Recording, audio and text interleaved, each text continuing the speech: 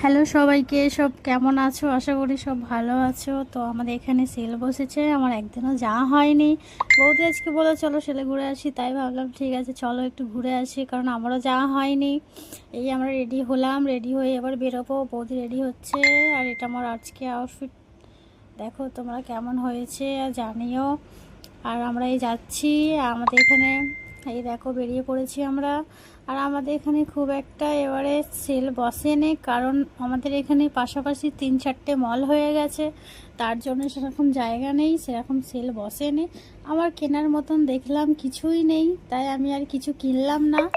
আমি অন্য জায়গা থেকে পরে কিনবো, বাট এখানেই আমার কেনার মতন কিছুই নেই। দেখতে পাচ্ছ তোমরা পুরো ফাঁকা, কারণ এটাই যে 3-4টে মল হয়ে গেছে পাশাপাশি।